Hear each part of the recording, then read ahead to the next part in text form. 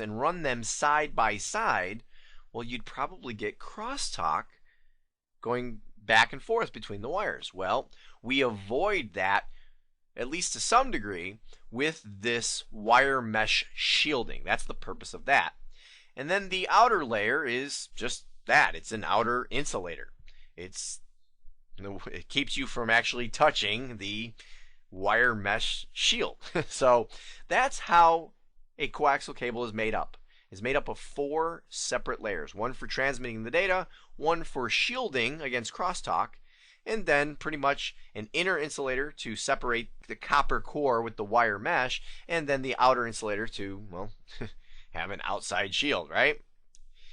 Now, the most common form of coaxial cable that you would see if you were to see anything out there today would probably be something called thin net coaxial cable, or what's also known as RG58 specification of cable. I have a picture of a thin net cable right here. And some of the details about a thin net cable is it has a maximum throughput of 10 megabits per second. So it's slow, another reason why you don't see it used very often.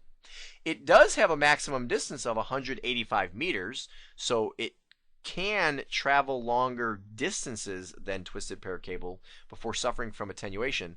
But, if you think about it, 100 meters, if you're not sure how far 100 meters is, and that's how far twisted pair cabling went, well, that's longer than a football field here in the United States, because, a meter being roughly a little over 3 feet, you're talking about a little over 300 feet. In fact, I think the breakdown for 100 meters is 328 feet. So that's a long distance to have devices connected to each other. So there wasn't a whole lot of need for the 185 meters, which, puts us up at, well, just basically 2 football fields. Okay, so although it is nice over twisted pair cabling, it wasn't really needed. It uses something called a BNC connector, and that's this connector right here. And if you look closely at this picture, you'll notice that pretty much you have these slots where the other part of the connector, the reciprocal of this connector, would slide in, and then you'll notice this right here, this little curved slot. I'll actually clear all my drawing out of here so that you can see it. That little curved slot right there, well, that's what you do. You slide this over the receptacle, and then you twist it about a quarter turn around the little pegs around these slots. And there's another one on the other side of this cable you can't see. That's how a BNC connector works. And as I mentioned before, thin net has been, or I won't even say thin net, I will say coaxial cable as a whole has been primarily replaced by twisted pair cabling. Now, there's a brief mention when you look at the objectives for the Network Plus exam of RG59 and RG6 specifications, and I will tell you that these are typically not used in computer networking, and they are typically used for cable television. In other words, when you have a cable plugged in the back of your TV coming in from the cable company or from a satellite company, those cables are typically RG59 or RG6. Now, one real quick mention, I don't even have anything written on the screen here. I just want to mention, if we want to kind of go back through history, there was another form of coaxial cable called thick net. Right? That's where we get the name thin net. But we also have thick net, which was a thicker cable. It also went 10 megabits per second. It actually could travel up to 500 meters. So that was something that was typically used for your main trunk lines, as they were called, because it could travel great distances. And it used something called a transceiver connector, a 15-pin connector. So just kind of a quick side little FYI. If you're confused at this point, just forget the last 30 seconds of what I said. Just forget about that thick net. You don't need to know it. It's not used anymore. But just to give you a little history, there was something called thick net cabling out there, and that was another form of coaxial cable. Now, the last type of cable that I want to talk to you about here is something called fiber optic cable. Now, first and foremost, the one main thing you should know about fiber as opposed to twisted pair or coaxial is that it uses light pulses instead of electricity to transmit the data.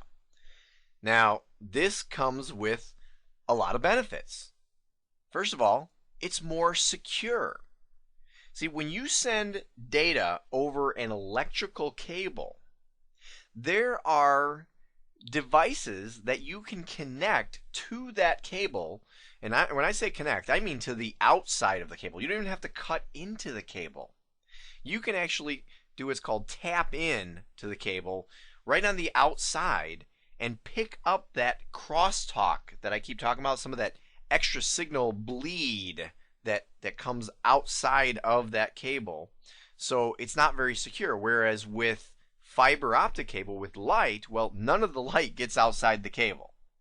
The other thing I can tell you is, well, speaking of cutting in, when it comes to electrical signals, if you were to cut in, so let's say strip away the outer insulation, so you give the bare exposed copper wire, well, you can connect another wire, and what happens just by nature is the signal will travel along all paths. So you can actually cut right into a cable and connect another cable and have all signals go to not only its intended destination, but an additional destination as well. So copper cabling is not very secure, whereas fiber is very secure.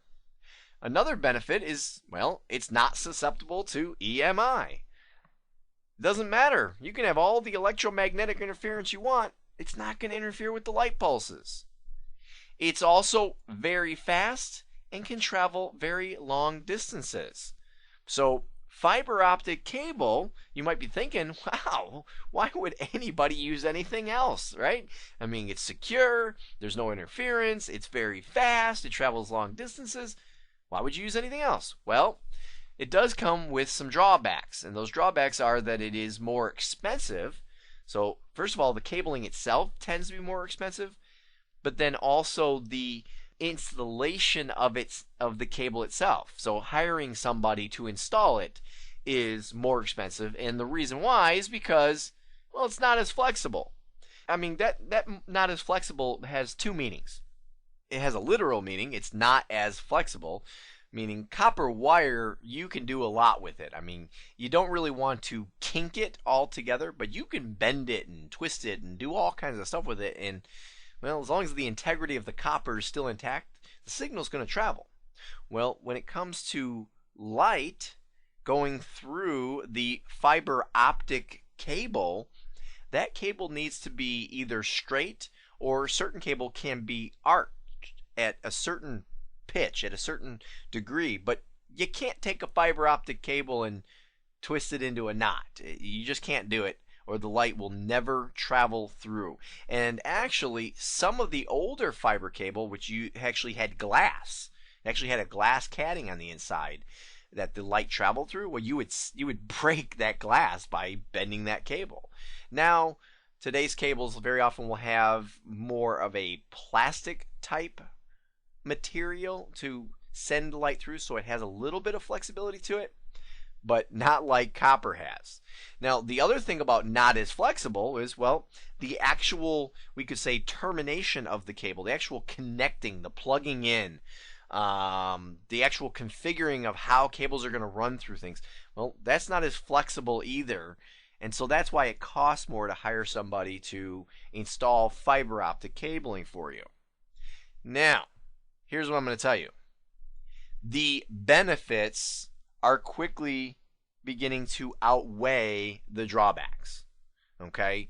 And the reason why is because we are in a day and age where security is a very big deal. Okay? So security very often outweighs everything else. We're also getting into a day and age where speed makes a big difference, right? We're getting to the point where we have large quantities of data that need to be transmitted, so we need to have great speeds. The other reason that fiber optic is really becoming more popular is those drawbacks. Well, they're not as much of a drawback. fiber doesn't cost as much as it used to, and as I mentioned, it's becoming more and more flexible. So, that's the deal with fiber optic. It uses light pulses, it's more secure, doesn't get interference, very fast, long distances. It can be more expensive, but it's coming down in price dramatically. Not as flexible, but it's becoming more flexible. Now, beyond that, I'm not going to go into a whole lot of detail about all the different types of fiber optic cable.